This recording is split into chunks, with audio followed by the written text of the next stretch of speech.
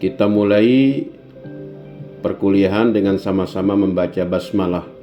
Bismillahirrahmanirrahim. Assalamualaikum warahmatullahi wabarakatuh. Waalaikumsalam warahmatullahi wabarakatuh. Alhamdulillahirabbil alamin. Para mahasiswa-mahasiswiku yang mudah-mudahan kita sama-sama dirahmati Allah. Pada kesempatan ini kita memasuki bab 3, yaitu manusia dan kehidupan. Nah, teman-teman sekalian, berbicara tentang manusia dan kehidupan. Manusia adalah makhluk mulia yang diberi potensi jasmani, akal, dan rohani. Nah, di mana potensi jasmani, akal, dan rohani itu adalah berfungsi untuk mengabdi kepada Allah sebagai hamba Allah, Abdullah dan khalifah di muka bumi. Jadi fungsi kita Abdullah dan khalifah di muka bumi. Nah, maka yang terkait dengan kehidupan, bahwa hidup itu hanyalah sebuah ujian dan kesempatan bagi kita untuk mempersiapkan diri kita menuju kehidupan abadi di akhirat. Maka kita sebagai manusia idealnya bahwa kita bisa menyeimbangkan antara kebutuhan duniawi dan kebutuhan ukhrawi, antara kerja dan ibadah, serta antara ilmu dan iman. Itu. Nah, para mahasiswa sekalian yang saya hormati, bahwa memang manusia diberikan tanggung jawab dan amanah oleh Allah Subhanahu wa taala. Ini sebagaimana termaktub di dalam Al-Qur'an surat Al-Ahzab ayat 73. A'udzubillahi minasyaitonirrajim. Bismillahirrahmanirrahim. Inna aradnal amanata 'alas samawati wal ardi wal jibal, dan seterusnya sampai kepada kalimat wa hamalahal insan. Sesungguhnya kami telah menawarkan amanah kepada langit, kepada bumi, dan kepada gunung-gunung. Semuanya menolak, semuanya enggan memikul amanah itu. Maka kemudian dipikulah amanah itu oleh manusia. Kemudian apa sih bentuk-bentuk amanah ini? Inilah yang harus kita pahami. Paling tidak ada 3 yang pada bab yang lalu sudah kita bahas, yaitu sebagai bentuk vertikal kepada Allah dan horizontal kepada sesama manusia dan alam. Yang pertama, tanggung jawab manusia kepada Allah, yaitu bagaimana kita bisa beribadah, dan kita bisa taat kepada Allah. Dalam arti di sini, beribadah baik itu secara ritual, maupun kita taat, bagaimana ibadah itu kita aplikasikan ke dalam kehidupan sehari-hari, yang berupa tanggung jawab sosial, keadilan, dan kemaslahatan. Itu yang kedua. Yang ketiga, tanggung jawab ekologis, yaitu menjaga keseimbangan alam. Kalau tadi yang pertama, hablu minallah, manusia dengan Allah, menjaga tali hubungan antara manusia dengan Allah. Kemudian hablum minanas wa hablum minal alam, Kalau hablum minanas Ada dalam satu ayat hablum minallah wa hablum minannas, ya.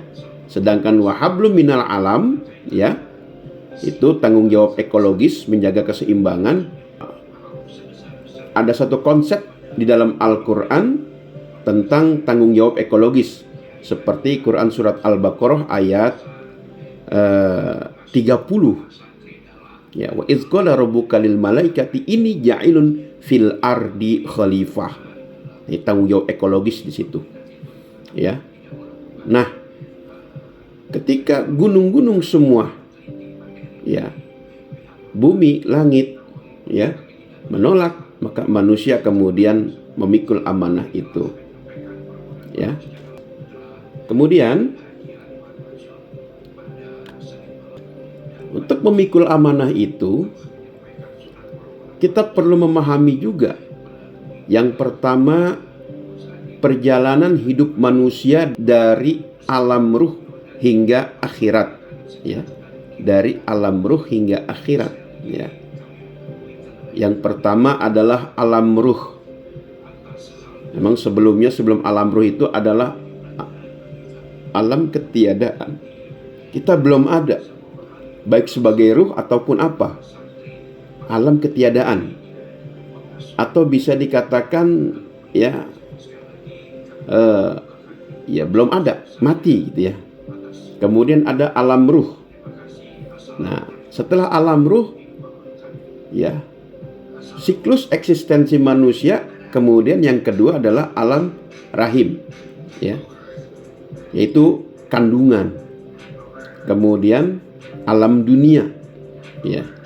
Nah, alam dunia inilah yang sekarang kita, ya, yang kita alami, ya. Nanti setelah alam dunia itu ada alam barzakh, alam kubur, ya.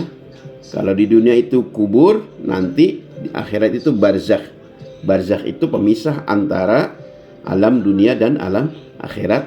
Ketika orang masuk ke dalam alam barzakh, maka dia tidak akan pernah bisa, ya, untuk kembali ke dalam ke atas dunia, ya, alam barzakh. Dan kita semua akan mengalami itu. Tidak ada yang tidak mengalami, semua akan mengalami. Kemudian yang terakhir adalah alam akhirat, alam penentu, alam tanggung jawab kita diperlihatkan di sana dan dibalas oleh Allah Subhanahu wa taala. Apakah nanti akhirnya adalah husnul khotimah atau su'ul khotimah? Itu diberikan, ya, kebebasan. Karena memang kita harus memahami, ya, dari Allah kita datang dan kepadanya kita kembali. Inna lillahi wa inna ilaihi rajiun. Ini harus dipahami dan disadari bahwa dari Allah kita datang dan kepadanya kita dikembalikan, ya. Jadi nggak kemana-mana. Kemudian kita pernah membahas alam ruh, ya, di dalam Al-Quran surat Al-A'raf ayat 172. Ini sering saya ungkapkan di bab-bab terdahulu. A'udzubillahi minasyaitonirrajim. Wa idz akhadha rabbuka min bani Adam min zuhurihim zurriyyatahum wa ashhadahum ala anfusihim alastu birabbikum qalu bala syahidna. Wa idz akhadha rabbuka, dan ingatlah ketika Tuhanmu mengeluarkan keturunan anak-anak Adam dari sulbi mereka, ya, dan mereka mengambil kesaksian terhadap jiwa mereka. Seraya berfirman, Allah berfirman, alastu birabbikum, bukankah aku ini Tuhanmu? Maka dijawab oleh seluruh ruh itu, bala syahidna, betul, engkau Tuhan kami menjadi saksi. Nah, ini simpulannya adalah di alam ruh, sebelum ruh ini ditiupkan ke dalam jasad manusia, manusia telah bersaksi bahwa Allah adalah Rabb, ya. Inilah fitrah tauhid yang ditanamkan oleh Allah ke dalam setiap diri manusia. Setiap manusia ditanamkan, ya. Kemudian di dunia agama apapun ya sudah ditanamkan ya oleh Allah. Walaupun dia ateis sekalipun, yang tidak bertuhan sekalipun, pada dasarnya dia telah memiliki fitrah tauhid. Fitrah itu menurut Profesor Zakia Derajat itu adalah sebuah potensi, sehingga manusia ketika dilahirkan memiliki berbagai potensi. Potensi yang utama dan yang mendasar itu adalah potensi tauhid ya, karena sudah ada kesaksian, diberikan kesaksian oleh Allah, potensi tauhid ya. Kemudian ya, maka lingkungan yang akan merubah dia ya, kedua orang tuanya lah yang akan merubah dia ya. Itu apa hadisnya ya, kullu mauludin yuladu alal fitrah ya, fa abawahu au yuhawidanihi au yunasironihi au yumajisanihi ya.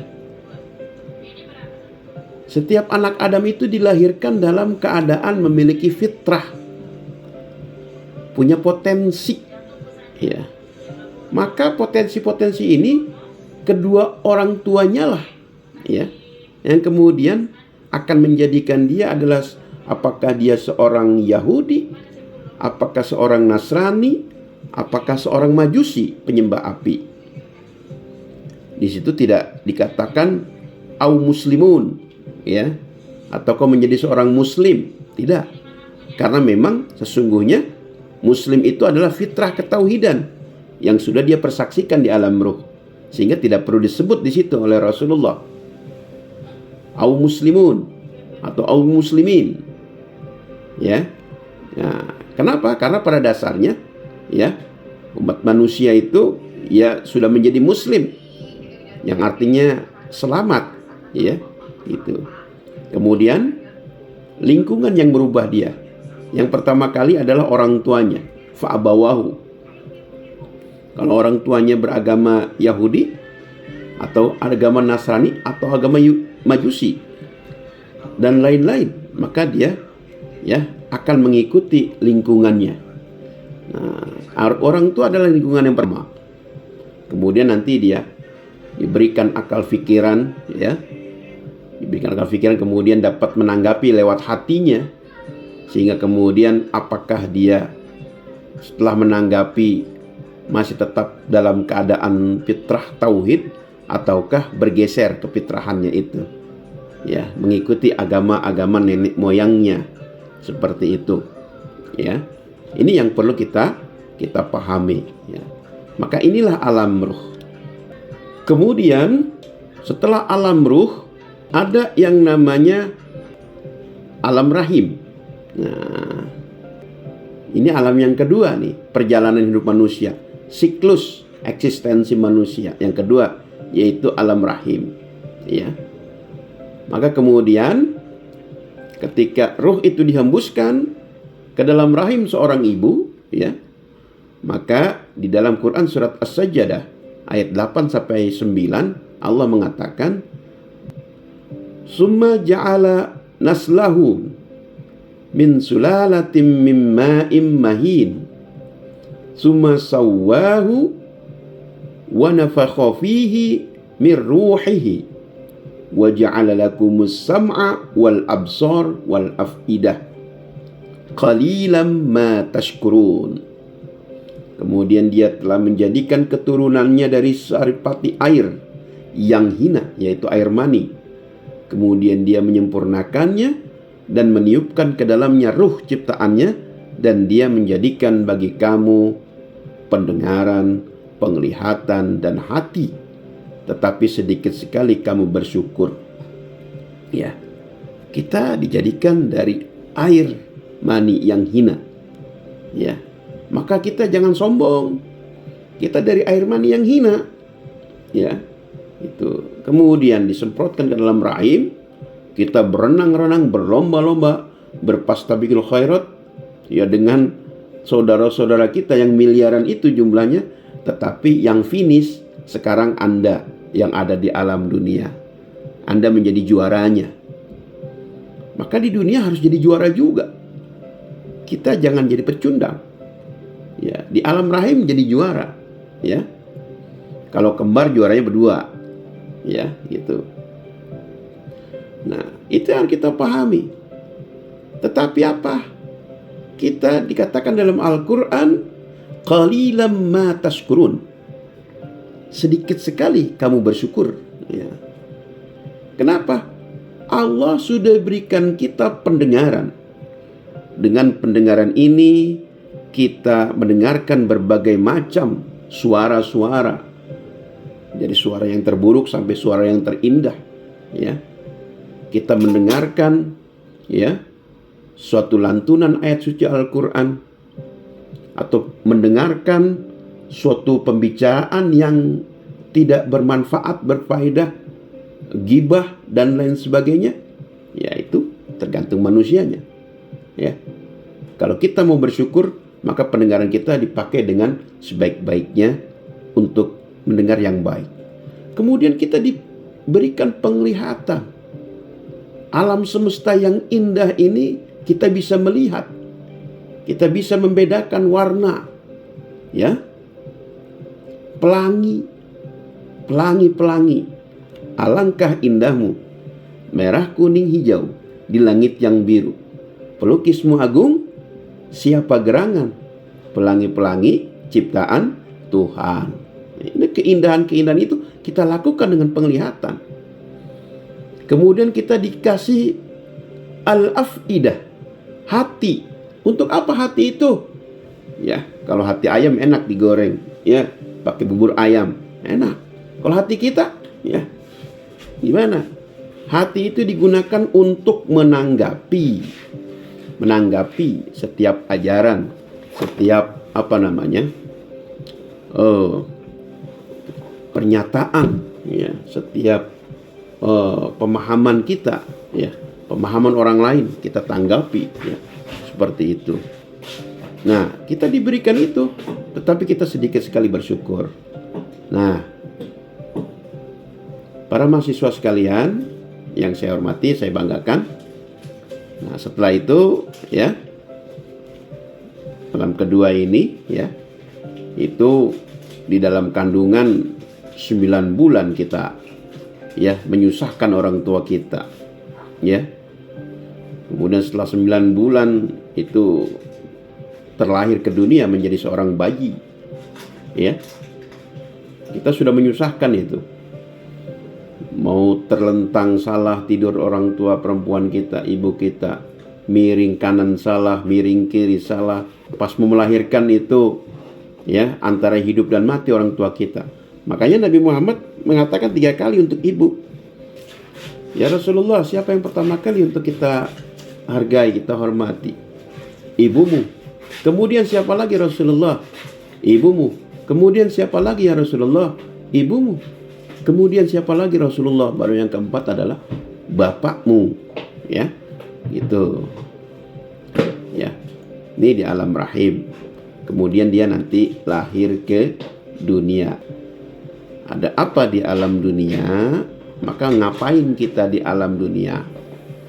Nah, setelah lahir ke dunia, kita memasuki, ya, tahap ketiga, ya, yaitu dari kehidupan kita. Ini adalah alam dunia, tahap ketiga.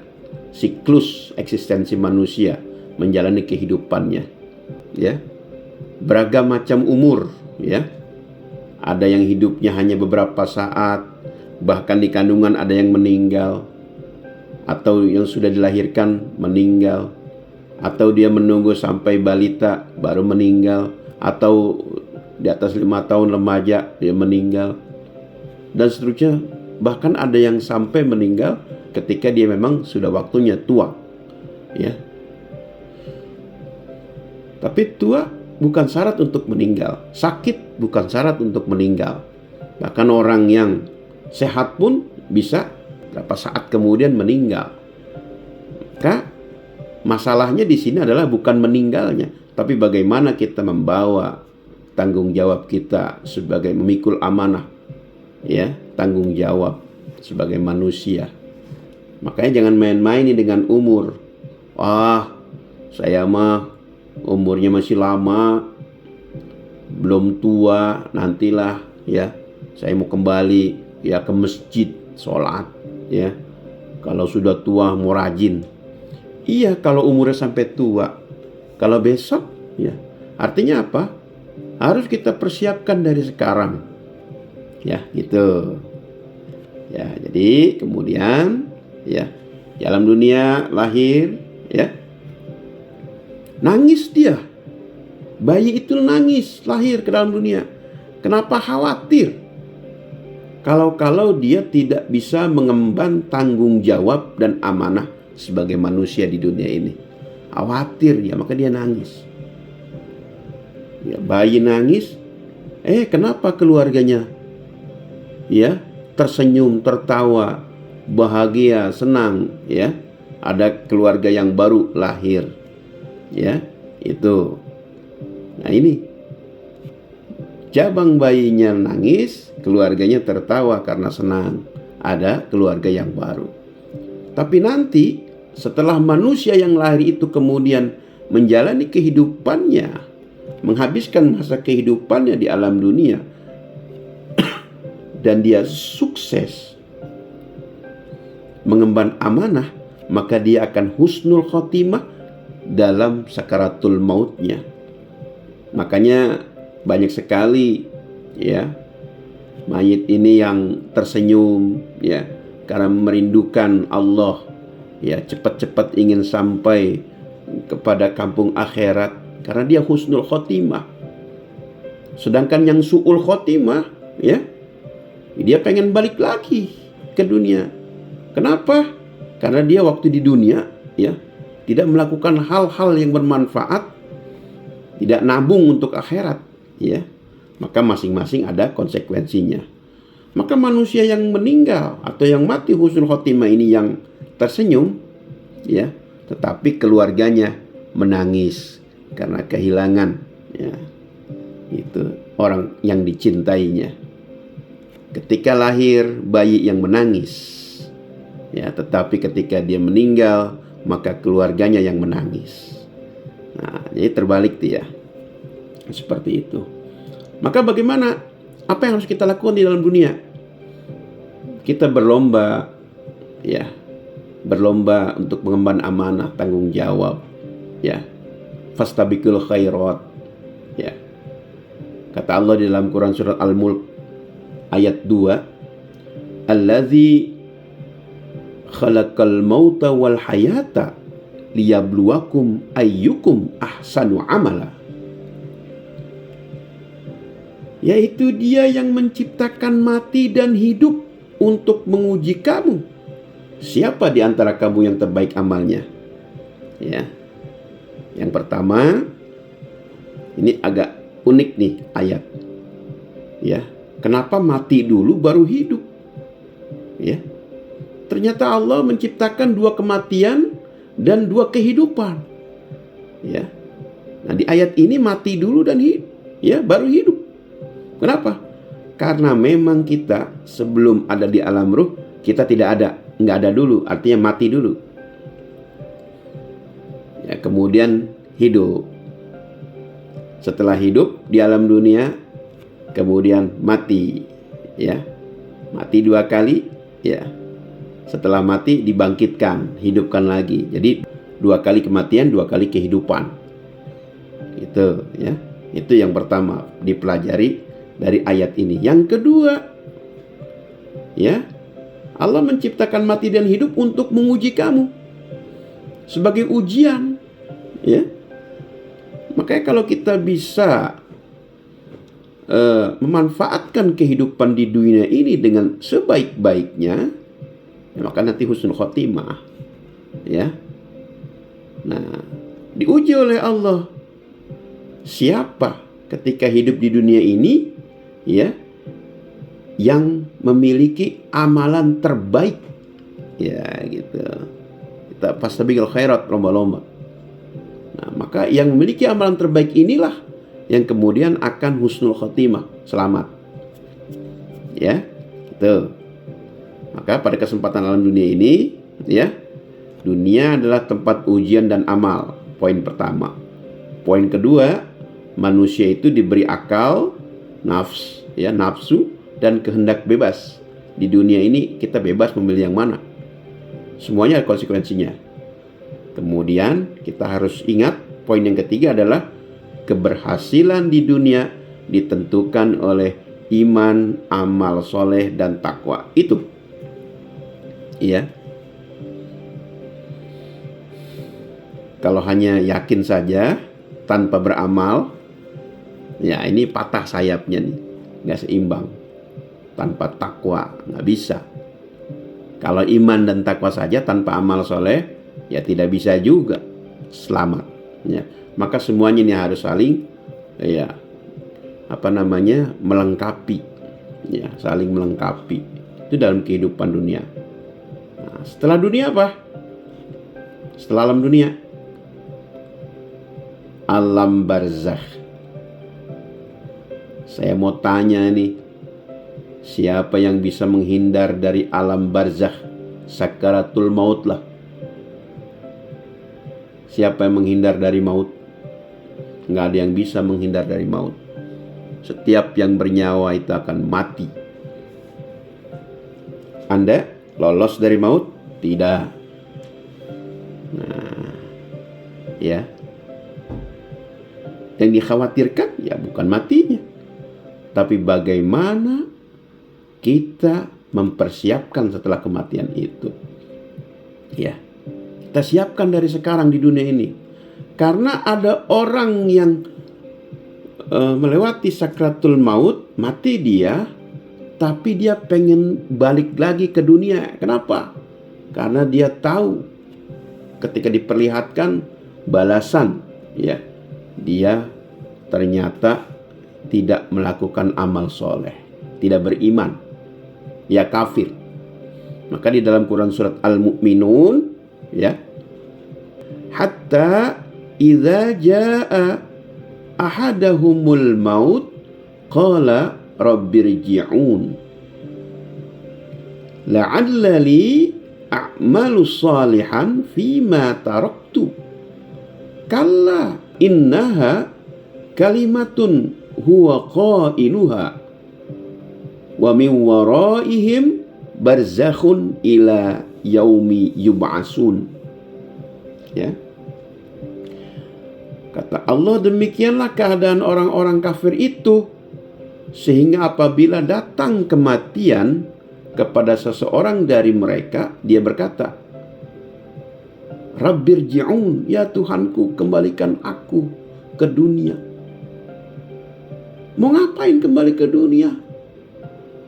Ya, la'alli a'malu salihan fima taraktu, agar aku berbuat amal yang soleh terhadap yang telah aku tinggalkan.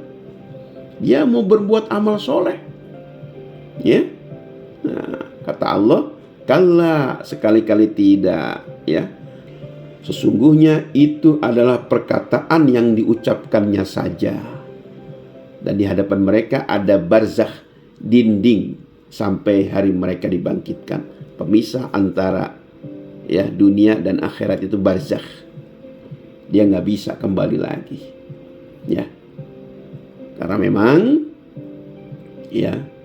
ketika dia sakratul maut, dia kemudian diperlihatkan sebuah tampilan film dia ketika di dunia, dan balasan apa yang akan dia terima. Apakah itu dia seorang yang beriman, mengerjakan amal soleh, patuh kepada Allah, atau apakah dia seorang yang kafir? Itu akan diperlihatkan masing-masing. Sehingga orang yang kafir itu ingin dikembalikan, ingin atau minta kembali kepada Allah. Ya, minta kembali kepada Allah. Ya, itu untuk bagaimana dia berbuat amal yang baik, amal soleh. Nah, kalau kita mengerjakan kebaikan, kita yakin bahwa kebaikan itu akan membawa kebahagiaan, dan kebahagiaan di alam kubur.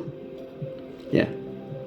Tapi kalau kita berbuat buruk, kita yakin bahwa perbuatan buruk itu akan membawa kesengsaraan di alam kubur dan kemudian ya di alam akhirat.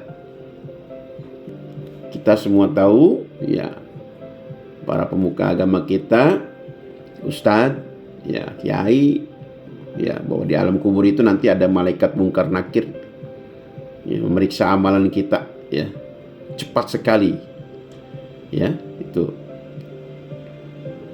Kemudian alam kubur ya, alam barzakh ya, ini adalah alam penantian akan datangnya alam kebangkitan ya.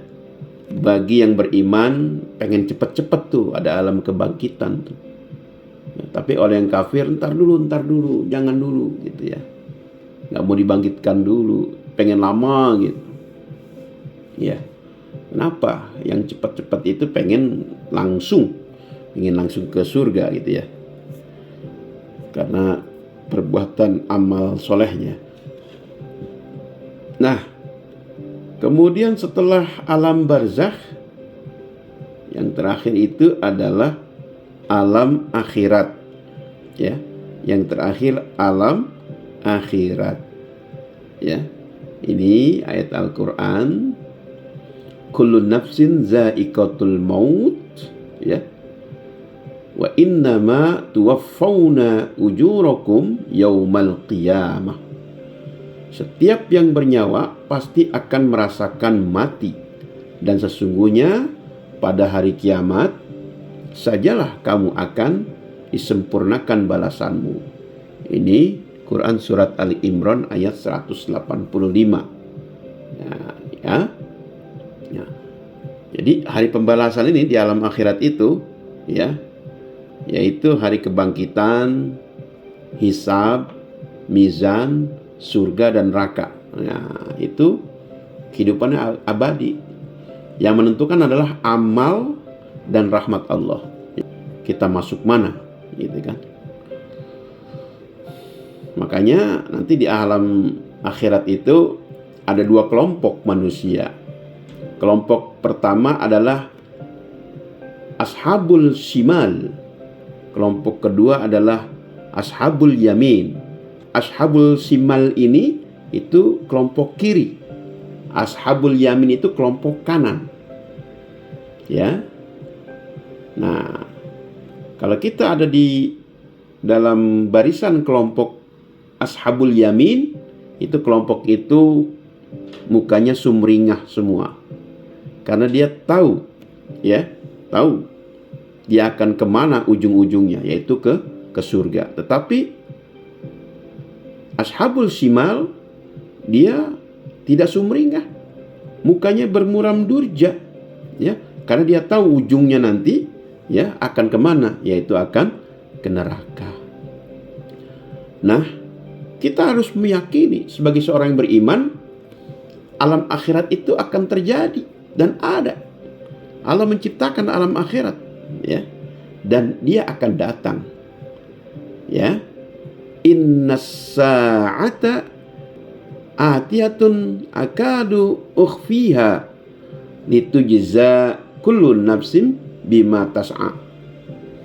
Sesungguhnya hari kiamat itu pasti datang, ya. Hari kiamat itu pasti datang. Hampir saja aku menyembunyikan agar setiap diri dibalas menurut apa yang diusahakannya. Gitu ya.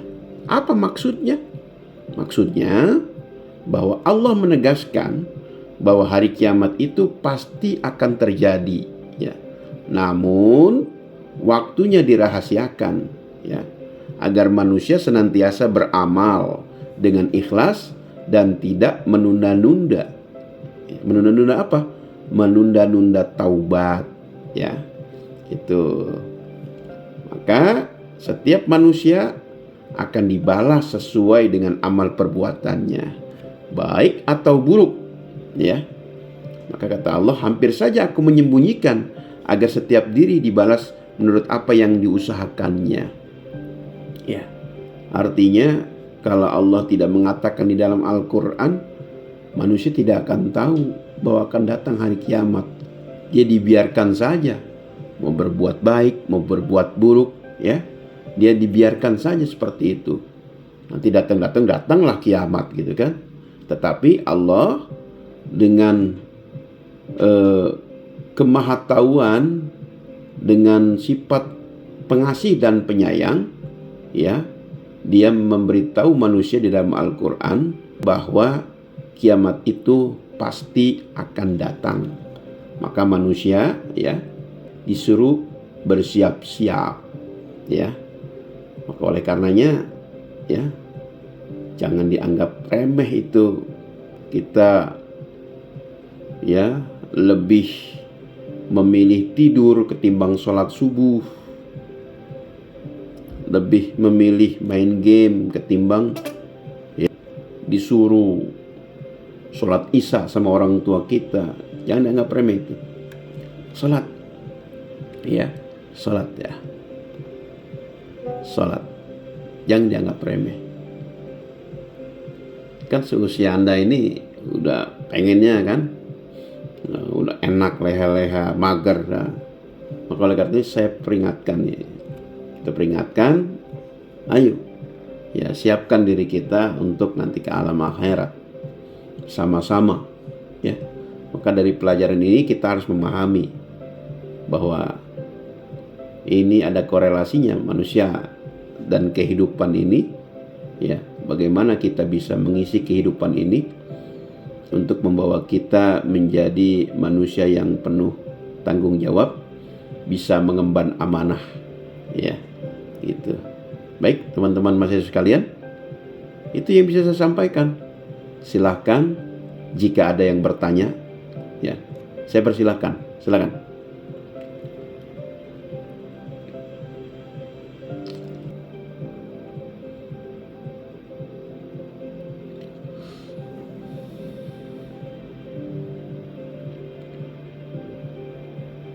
Baiklah, kalau begitu Anda tidak ada yang bertanya, saya harapkan Anda paham bahwa apa yang harus kita lakukan di dalam dunia ini, mengisi kehidupan dunia ini, ya,